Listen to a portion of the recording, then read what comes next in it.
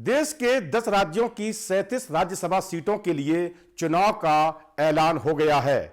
निर्वाचन आयोग के मुताबिक 26 फरवरी से 5 मार्च तक नामांकन दाखिल किए जाएंगे। 16 मार्च को सुबह 9 बजे से शाम 5 बजे तक मतदान होगा और उसी दिन देर शाम तक नतीजे घोषित कर दिए जाएंगे। इन चुनाव के ऐलान के बाद अब यह जानना जरूरी हो जाता है कि बीजेपी और कांग्रेस दोनों में से किसकी राज्यसभा में ताकत बढ़ेगी और किसे घाटा होगा। नमस्कार, मैं हूं विवेक शर्मा। आप देख रहे हैं न्यूज नेशन का डिजिटल प्लेटफॉर्म। आज हम बात करेंगे राज्यसभा में 37 सीटों पर चुनाव के ऐलान के बाद देश की राजनीति में बनने वाले नए सियासी समीकरण की। इन चुनाव को लेकर ऐसा दावा किया जा रहा है कि राज्यसभा चुनाव के नतीजे ऐसे हो सकते हैं जिसमें एनडीए मजबूत दिखे, कांग्रेस की संख्या भी बढ़े, लेकिन विपक्ष के बाकी दलों की सीटें कम हो जाएं। यही वजह है कि असली नुकसान कांग्रेस के सहयोगी दलों को हो सकता है। महाराष्ट्र, बिहार, पश्चिम बंगाल, तमिलनाडु समेत 10 राज्यों की 37 राज्यसभा सीटों पर चुनाव होने वाले हैं। ये सीटें अप्रैल में खाली हो रही हैं, इसलिए चुनाव आयोग ने 16 मार्च को मतदान कराने का फैसला किया जा रहा है। इन चुनाव में माना जा रहा है कि बीजेपी के नेतृत्व वाले एनडीए की सीटें बढ़ सकती हैं, जबकि विपक्षी इंडिया ब्लॉक की कुल सीटें घट सकती हैं। हालांकि इस बीच कांग्रेस की सीटों में बढ़ोतरी की संभावना जताई जा रही है। इस बार कुछ बड़े नेताओं का कार्यकाल भी खत्म हो रहा है, जिसमें एनसीपी शरद पवार गुट के प्रमुख शरद पवार, कांग्रेस के अभिषेक मनु सिंह भी और शिवसेना यूबीटी की प्रियंका चतुर्वेदी शामिल हैं। इसके अलावा राज्यसभा के उपसभापति हरिवंश सिंह और उपेंद्र कुशवाहा का भी कार्यकाल पूरा हो रहा है। ऐसे में सबकी नजर इस बात पर है कि इन बड़े नेताओं में से किसकी दोबारा राज्यसभा में वापसी होगी और इस चुनाव में किस पार्टी को फायदा होगा और किसे नुकसान उठाना पड़ेगा। राज्यसभा की जिन 37 सीटों पर चुनाव होने हैं, उनमें सबसे ज्यादा 7 सीटें महाराष्ट्र से खाली हो रही हैं। इन 7 सीटों में से 2 बीजेपी के पास, 2 शरद पवार की एनसीपी के पास हैं। इसके अलावा कांग्रेस, शिवसेना यूबीटी और आरपीआई के पास एक एक सीट है। तमिलनाडु की 6 सीटों पर चुनाव हो रहा है। इनमें 4 सीटें डीएमके के पास, जबकि एक सीट एआईएडीएमके के और एक सीट टीएमसी के पास है। पश्चिम बंगाल और बिहार में 5-5 सीटों पर चुनाव होंगे। बंगाल की 5 सीटों में से 4 टीएमसी के पास हैं और एक सीट सीपीआई-एम के पास है। वहीं बिहार की 5 सीटों में जेडीयू और आरजेडी के पास 2-2 सीटें हैं, जबकि एक सीट आरएलएम के पास है। ओडिशा में 4 और असम में 3 सीटों पर चुनाव होना है। ओडिशा की 4 सीटों में से 2 बीजेपी और 2 बीजेडी के पास हैं। असम की 3 सीटों में से 2 बीजेपी और एक असम गण परिषद के पास है। इसके अलावा हरियाणा, छत्तीसगढ़ और तेलंगाना में 2-2 सीटों पर, जबकि हिमाचल प्रदेश में एक सीट पर मतदान होगा। अगर इन 37 सीटों का मौजूदा हिसाब देखें तो बीजेपी के नेतृत्व वाले एनडीए के पास करीब 15 सीटें हैं। इनमें बीजेपी की 9 सीटें, जेडीयू की 2 सीटें, एआईएडीएम की 1 सीट, आरएलएम की 1 सीट और आरपीआई की 1 सीट शामिल है।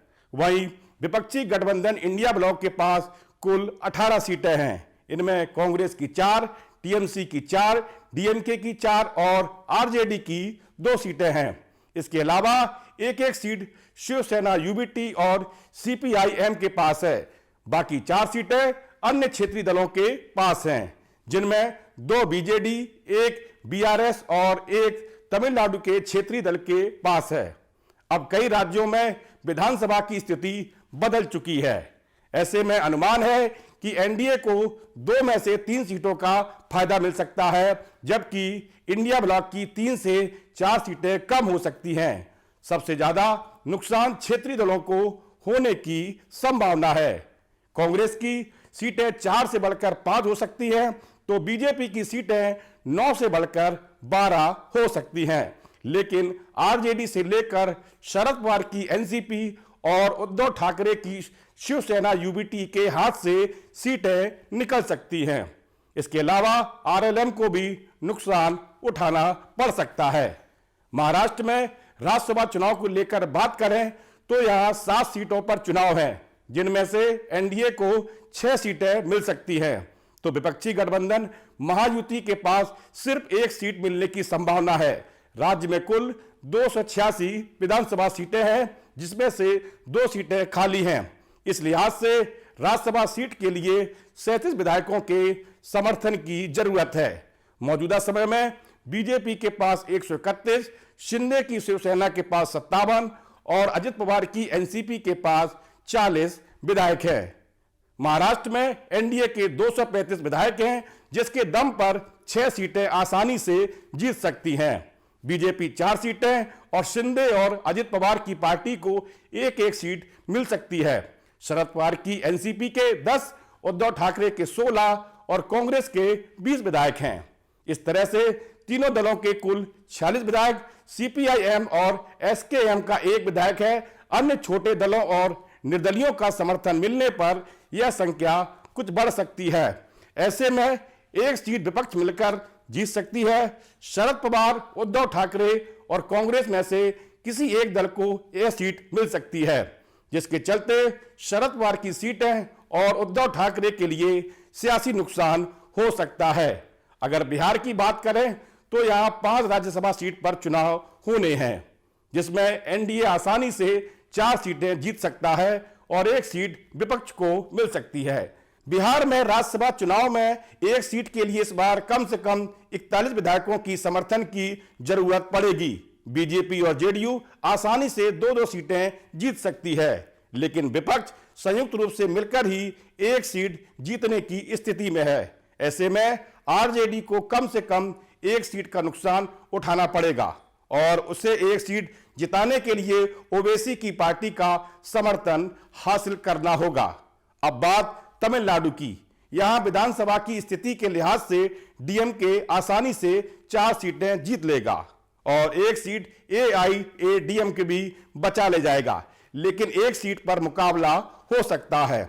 दूसरी ओर इसी तरह पश्चिम बंगाल की 5 सीटों में से टीएमसी अपनी 4 सीट बचा लेगा, लेकिन यहां पर 1 सीट सीपीएम को खोनी पड़ सकती है, जो बीजेपी के खाते में जा सकती है। ओडिशा में 4 सीटों में से बीजेपी 3 सीटें आसानी से जीत लेगी और 1 सीट से बीजेडी को संतोष करना पड़ सकता है। अब आते हैं असम पर। यहां की 3 राज्यसभा सीटों में से बीजेपी आसानी से 2 सीटें जीत लेगी और 1 सीट कांग्रेस एआईयूडीएफ के साथ मिलकर जीत सकती है। इस तरह से असम में 1 सीट का नुकसान एजेपी को हो सकता है। तेलंगाना की दोनों राज्यसभा सीटें कांग्रेस के खाते में जा सकती हैं और यहां पर बीआरएस को अपनी 1 सीट गंवानी पड़ सकती है। दूसरी ओर छत्तीसगढ़ की 2 सीटों में से 1 सीट बीजेपी और 1 सीट कांग्रेस के खाते में जा सकती है। इस तरह कांग्रेस को 1 सीट का नुकसान उठाना पड़ सकता है। ऐसे ही हरियाणा की 2 सीटें बीजेपी के पास हैं, लेकिन मौजूदा विधानसभा सीट के लिहाज से 1 सीट बीजेपी और 1 सीट कांग्रेस आसानी से जीत लेगी। ऐसे में बीजेपी को 1 सीट का नुकसान उठाना पड़ सकता है। हिमाचल पर 1 सीट पर हो रहे चुनाव में बीजेपी को अपनी यह सीट गंवानी पड़ सकती है और यह सीट कांग्रेस जीत सकती है। धन्यवाद। इस वीडियो में इतना ही। आपको यह वीडियो कैसा लगा कमेंट बॉक्स में हमें राय जरूर दें। कृपया हमारे चैनल को लाइक और सब्सक्राइब करें। आपके मोबाइल पर तुरंत आएगी ब्रेकिंग न्यूज। स्क्रीन पर सबसे पहले दिखेगी बड़ी खबर। देश दुनिया की हर खबर एक जगह। अब आपके मोबाइल पर तुरंत फटाफट इंस्टॉल कीजिए न्यूज नेशन ऐप और रखिए खुद को अपडेट।